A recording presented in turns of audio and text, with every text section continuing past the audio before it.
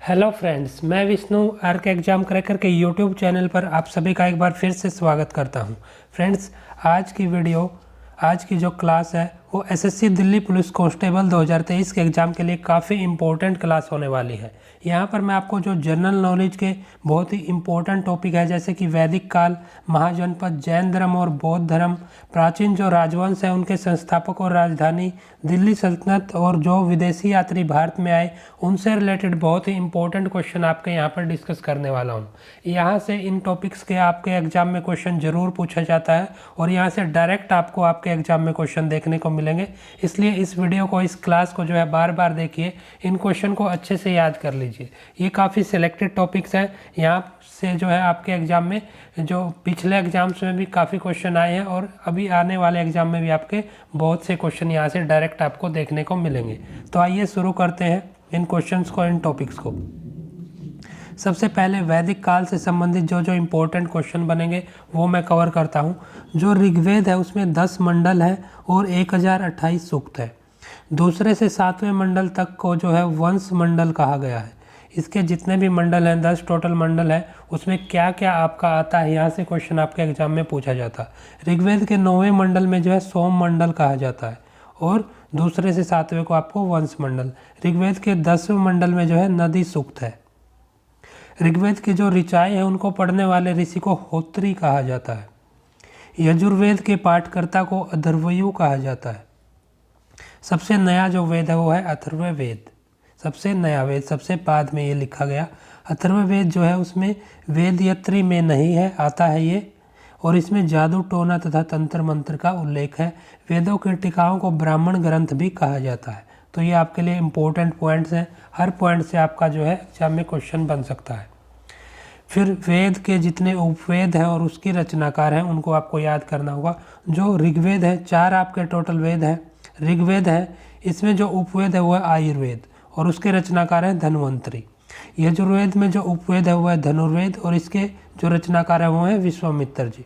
सामवेद में जो आपका उपवेद है वो है गंधर्व वेद, उसके रचयिता हैं, रचनाकार हैं भरत मुनि। अथर्ववेद में आपका जो उपवेद आता है वो है शिल्पवेद और इसके रचयिता रचनाकार हैं विश्वकर्मा जी। तो ये सभी आपको याद रखने होंगे, डायरेक्ट आपको क्वेश्चन देखने को मिलेगा। यजुर्वेद की रचना गद्य तथा पद्य दोनों में है और अथर्ववेद को जो है ब्रह्मवेद भी कहा जाता है। नेक्स्ट देखते हैं। नेक्स्ट आपका महाजनपद से रिलेटेड, जो महाजनपदों का उदय हुआ, 16 टोटल महाजनपद थे। तो बुद्ध के जन्म के पूर्व लगभग 6ठी शताब्दी ईस्वी में भारतवर्ष में जो है 16 महाजनपदों में बटा हुआ था। और जो इस महाजनपदों का उल्लेख है जो वो बौद्ध ग्रंथ अंगुत्तर निकाय तथा जैन ग्रंथ है भगवती सूत्र, इन दोनों में इनका पूरा उल्लेख है, इनके बारे में बताया गया है।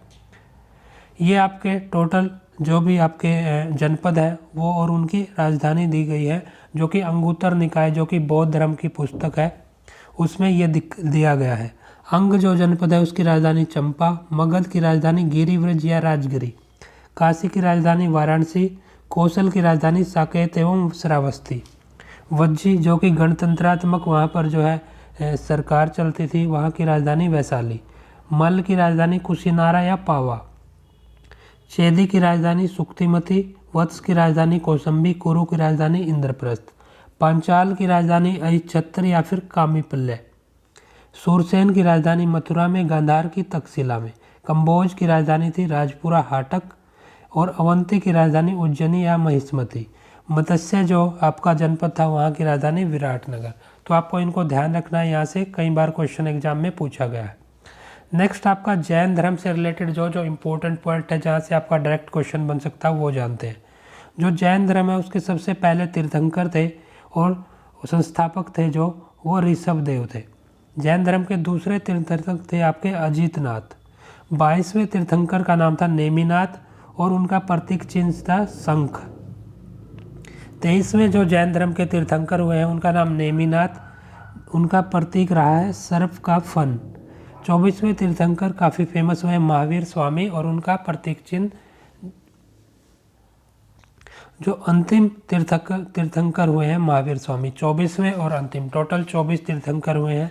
महावीर स्वामी के जो अनुयायी हैं उनको निर्ग्रंथ कहा जाता है। महावीर स्वामी का जो जन्म है वो 540 ईस्वी में हुआ और वैशाली के कुंडीग्राम में हुआ था। यह अब जो करंट के बिहार राज्य में आता है। उनकी माता है त्रिशाली वैशाली के लिच्छवी के गणराज्य की थी। फिर नेक्स्ट है उनके जो लिच्छवी के प्रमुख थे चेटक, उनकी बहन थी इनकी माता, और पिता जो सिद्धार्थ है वो ज्ञात्रिक क्षत्रियों के संघ के प्रधान थे। उनके बड़े भाई का नाम था नंदीवर्धन। महावीर स्वामी की मृत्यु जो है वो पावापुरी में 468 ईस्वी पूर्व में हुई थी। फिर महावीर स्वामी से संबंधित कुछ तथ्य हैं, यहाँ से आपका डायरेक्ट क्वेश्चन बनेगा। सिद्धार्थ उनका जो है उनके महावीर स्वामी के पिता का नाम, त्रिशला जो है उनकी महावीर स्वामी की माता का नाम, यशोदा उनकी पत्नी का नाम और प्रियदर्शना उनकी पुत्री का नाम। जामाली जो है महावीर स्वामी के दामाद थे और उनके प्रथम शिष्य थे। ये काफ़ी इंपॉर्टेंट है। जामाली जो है महावीर स्वामी के दामाद भी थे और सबसे पहले प्रथम उनके शिष्य थे। जैन भिक्षुओं को नग्न रहने की जो शिक्षा है वो महावीर स्वामी ने दी थी। जैन धर्म में जो पूर्ण ज्ञान है उसको कैवल्य ज्ञान कहा जाता है। प्रथम जैन जो परिषद हुई, जो काउंसिल हुई, वो 300 ईस्वी पूर्व में पाटलिपुत्र में आयोजित की गई और द्वितीय जो जैन परिषद हुई उसका आयोजन महर्षि देवर्धि समा शर्मण ने उनकी अध्यक्षता में ये वल्लभी गुजरात में हुआ और ये 512 ईस्वी में हुई थी। जैन धर्म का जो सबसे बड़ा केंद्र है वो चंपानगरी था। शुरू में जो जैनियों द्वारा प्राकृत भाषा को अपनाया गया। महावीर स्वामी ने अपना प्रथम उपदेश जो है राजगीर नामक जगह पर दिया और ये पाली भाषा में दिया इन्होंने। फिर नेक्स्ट आपका जो कर्नाटक में जैन धर्म है वो चाणक्य में इसको जो है चंद्रगुप्त मौर्य ले गए थे।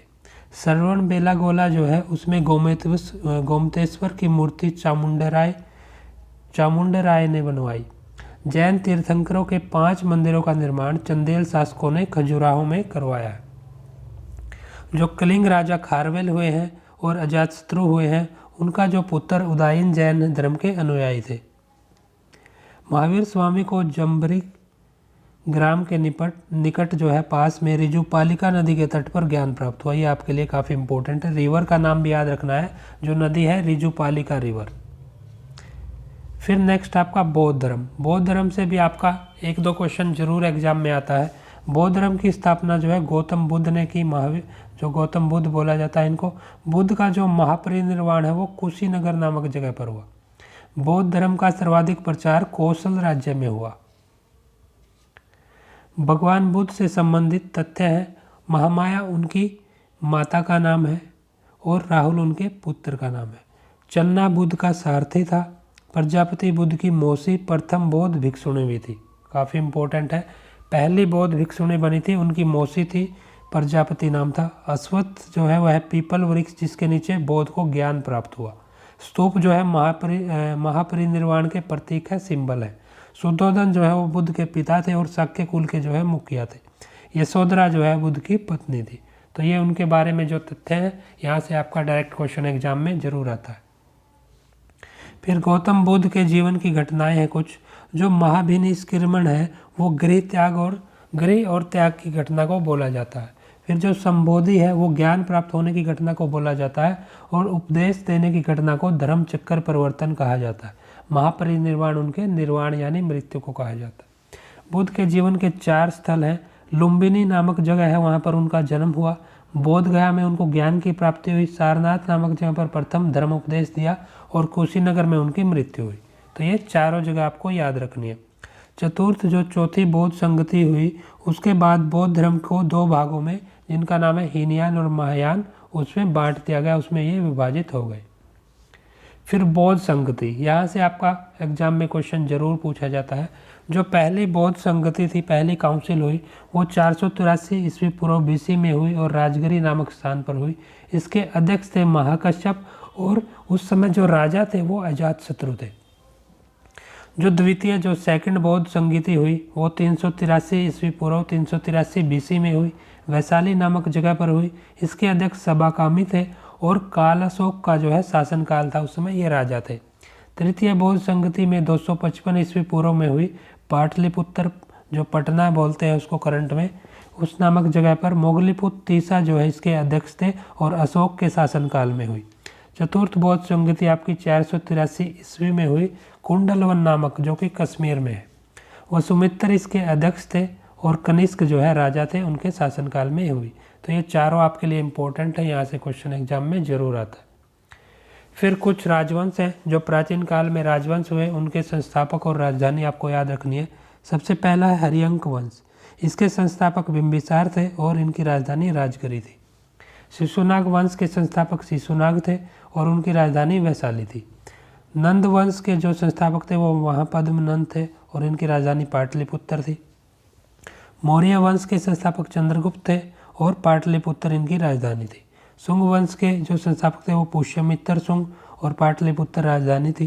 कणव वंश के जो संस्थापक हुए वो वसुदेव हुए हैं और पाटलिपुत्र इनकी राजधानी थी। फिर सातवाहन वंश के जो संस्थापक थे वो थे सिमुक और प्रतिष्ठान इनकी जो है राजधानी थी। कुषाण वंश के संस्थापक कुजूल कडफिसेसी, पुरुषपुर इनकी राजधानी थी, जिसको पेशावर भी बोला जाता है करंट में। गुप्त वंश की जो संस्थापक थे वो श्रीगुप्त थे और पाटलिपुत्र इनकी राजधानी थी। होण वंश के संस्थापक तोरमाण थे, सियालकोट इनकी राजधानी थी। वर्धन वंश के जो संस्थापक थे वो थे पुष्यभूति और थानेश्वर और कन्नौज जो है इनकी राजधानी थी। तो ये आपको याद रखना है, एक क्वेश्चन यहाँ से भी आपका एग्जाम में देखने को मिलेगा। फिर और कुछ वंश हैं। गढ़वाल वंश है जो उसकी संस्थापक थे चंद्रदेव, इनकी राजधानी कन्नौज में थी। गुर्जर प्रतिहार वंश के संस्थापक नागभट्ट प्रथम, कन्नौज इनकी राजधानी थी। पल्लव वंश के संस्थापक थे सिंह वर्मन चतुर्थ, कांचीपुरम इनकी राजधानी थी। चालुक्य, जिसको बादामी भी बोला जाता है, इस वंश के जो संस्थापक थे वो थे जयसिंह प्रथम, वातापी इनकी राजधानी थी। राष्ट्रकूट राजवंश के जो संस्थापक थे वो थे दंतीदुर्ग और मान्यखेत इनकी राजधानी थी। फिर गुलाम वंश, दिल्ली सल्तनत काल में गुलाम वंश था आपका, उसके संस्थापक कुतुबुद्दीन ऐबक, दिल्ली इनकी राजधानी। खिलजी वंश के संस्थापक जलालुद्दीन खिलजी, दिल्ली इनकी राजधानी। फिर तुगलक वंश के जो संस्थापक थे गयासुद्दीन तुगलक, दिल्ली भी इनकी राजधानी थी। सैयद वंश के जो संस्थापक खिजर खान, दिल्ली इनकी राजधानी थी। और लोधी वंश के संस्थापक पहलोल लोधी थे, दिल्ली इनकी राजधानी थी। फिर चोल वंश हुआ है साउथ इंडिया में ही, विजय जो है इनके संस्थापक थे, तंजौर इनकी राजधानी थी। तो ये सभी वंश है प्राचीन काल के, ये आपको याद रखने हैं उनकी राजधानी। फिर है दिल्ली सल्तनत के कुछ जो प्रमुख वंश हुए हैं, उनके शासनकाल कितने समय रहा। सबसे पहले था गुलाम वंश। गुलाम वंश में 1206 से 1290 के बीच शासन किया और इसके जो शासक थे वो थे कुतुबुद्दीन ऐबक 1204 से 1210, आराम शाह 1210 से 1211, इल्तुतमिश 1211 से 1236, रुकुद्दीन फिरोज 1236 में कुछ समय इन्होंने शासन किया। फिर रजिया बेगम, काफ़ी इम्पोर्टेंट है, पहली महिला शासक बनी जो है भारत की। रजिया बेगम ने 1236 से 1240, मुइजुद्दीन बहराम शाह, अलाउद्दीन मसूद शाह, नसीरुद्दीन महमूद शाह बलबन, फिर कैकुबाद और शमसुद्दीन क्यूमर्स। तो ये आपको याद रखने हैं इनके शासनकाल भी। ये दिल्ली वंश, जो दिल्ली सल्तनत है उसमें गुलाम वंश के शासक रहे। फिर जो नेक्स्ट आता है आपका खिलजी वंश। जलालुद्दीन खिलजी ने इसके संस्थापक थे 1290 से 1296 के बीच। टोटल खिलजी वंश का जो शासनकाल रहा 1290 से 1320 के बीच। अलाउद्दीन खिलजी का शासनकाल 1296 से 1316 और कुतुबुद्दीन मुबारक का 1316 से 1320 ईस्वी। तो ये आपको याद रखने, यहाँ से डायरेक्ट क्वेश्चन एग्जाम में पूछा जाता। नेक्स्ट वंश था दिल्ली जो सल्तनत है उसका तुगलक वंश। गयासुद्दीन तुगलक 1320 से 1325, कुल शासनकाल रहा 1320 से 1412 के बीच तुगलक वंश का। मोहम्मद बिन तुगलक 1325 से 1351 और फिरोज शाह तुगलक जो है 1351 से 1388। बाकी कुछ और शासक हुए, उन्होंने 1412 तक शासन किया, 1388 से लेके। फिर नेक्स्ट वंश आता है आपका दिल्ली सल्तनत का सैयद वंश। सैयद वंश 1412 से 1451 के बीच शासनकाल रहा इसका। खिजर खान इसके संस्थापक थे, 1414 से 1421 के बीच शासनकाल रहा। मोहम्मद शाह का शासनकाल 1421 से 1434 और फिर मुबारक शाह का और मोहम्मद शाह का 1434 से 1445। अलाउद्दीन आलम शाह का शासनकाल जो इसके अंतिम शासक थे 1445 से 1450। फिर नेक्स्ट वंश आता लोधी वंश। 1451 से 1526 के बीच रहा ये। लोधी वंश आखिरी वंश है जो है दिल्ली सल्तनत का। बहलोल लोधी संस्थापक थे, 1451 से 1489 के बीच ये शासक रहे। सिकंदर लोधी का शासनकाल 1489 से 1517 और इब्राहिम लोदी लास्ट इसके शासक रहे 1517 से 1526। उसके बाद आप सभी को पता है मुग़ल शासन आता है। अब कुछ बंगाल के नवाब थे प्राचीन काल में, प्राचीन भारतीय इतिहास में, उनको याद रखना है, यहाँ से भी क्वेश्चन आपका बनता है। मुर्शिद कुली खां का शासनकाल रहा 1713 से 1727 के बीच। फिर सजाउद्दीन 1727 से 1739, सरफराज खां 1739 से 1740। फिर अलीवर्दी खां आए 1740 से 1756, सिराजुद्दौला 1756 से 1757, मीर जाफ़र 1757 से 1760, मीर कासिम आए फिर 1760 से 1763। मीर जाफ़र दूसरी बार फिर से आए, उनका शासनकाल रहा 1763 से 1765। निजामुद्दीन औला 1765 से 1770, सैफुद्दौला और फिर मुबारक दौला। तो टोटल ये इनका शासनकाल रहा है। ये भी आपको याद रखने, यहाँ से भी कई बार क्वेश्चन पूछा जाता है। तो ये आपके इम्पोर्टेंट क्वेश्चन थे जो। फिर कुछ और यात्री आए। हर बार एग्ज़ाम में क्वेश्चन आता है कि कौन से यात्री कौन से देश से आया था किसके शासनकाल में। तो ये आपको याद रखना है। जो मध्यकाल में भारत में विदेशी यात्री आए, सबसे पहले थे 1288 से 1293 में मार्को पोलो, जो कि इटली के थे। ये आपको याद रखना है, किस देश के थे, इटली से ये आए थे और पांड्या राज्य के शासनकाल में ये आए थे। फिर इब्न बतूता मोरक्को देश के थे ये। इनका देश जरूर याद रखना है, यहाँ से क्वेश्चन जरूर पूछा जाता है। 1333 से 1342 ये इंडिया में रहे, भारत में रहे मोहम्मद तुगलक के शासनकाल में। निकोलो कोंटी इटली के थे, देवराय प्रथम के शासनकाल में आए और 1420 से 1422 के बीच ये भारत में रहे। हॉकिंस इंग्लैंड के थे, जहांगीर के शासनकाल में आए 1608 से 1613। विलियम फिंच अंग्रेज थे, इंग्लैंड से आए थे, जहांगीर के शासनकाल में 1608 से 1612। सर टॉमस रो अंग्रेज थे, ये जहांगीर के शासनकाल में 1615 से 1619। पॉल केनिन ये अंग्रेज थे ये भी, और 1615 से 1625 के बीच ये भी जहांगीर के शासनकाल में आए थे। तो मैक्सिमम जो है जहांगीर के शासनकाल में आए हैं। तो इनको आपको याद रखना है। एक क्वेश्चन यहाँ से भी आपका आता है। तो फ्रेंड्स, ये जो इतिहास से रिलेटेड आपके हिस्ट्री के इंपॉर्टेंट टॉपिक थे, वहाँ से जितने इंपॉर्टेंट क्वेश्चन आते हैं वो हमने कवर कर लिए। इन क्वेश्चन को आप बार बार देखिए और इनको अपने एग्ज़ाम में जो है ज़रूर याद करके जाइए, क्योंकि यहाँ से आपको एग्ज़ाम में डायरेक्ट क्वेश्चन ज़रूर देखने को मिलेंगे। तो बार बार इन क्वेश्चन को देखिए, अच्छे से याद करिए। तो फ्रेंड्स, अगर आपको यहाँ पर जो मैं इस चैनल पर आपके लिए क्लासेस लेकर आता हूँ, अगर आपको इसका कंटेंट पसंद आ रहा है तो वीडियो को लाइक ज़रूर करें, ज़्यादा से ज़्यादा अपने फ्रेंड्स के साथ शेयर करें। चैनल को सब्सक्राइब जरूर कर लें और बेल आइकन को भी प्रेस करें। इससे आपको हमारे डेली क्लासेज के नोटिफिकेशन मिलते रहेंगे और आप बिना किसी परेशानी के हमारी सभी क्लासेज को देख पाएंगे। तो फ्रेंड्स, आज के इन्हीं इंपॉर्टेंट टॉपिक्स, इन्हीं इंपॉर्टेंट क्वेश्चन के साथ आज की वीडियो को समाप्त करते हैं और मिलते हैं नेक्स्ट वीडियो में और इम्पोर्टेंट क्वेश्चंस और इम्पोर्टेंट टॉपिक्स के साथ। Thank you.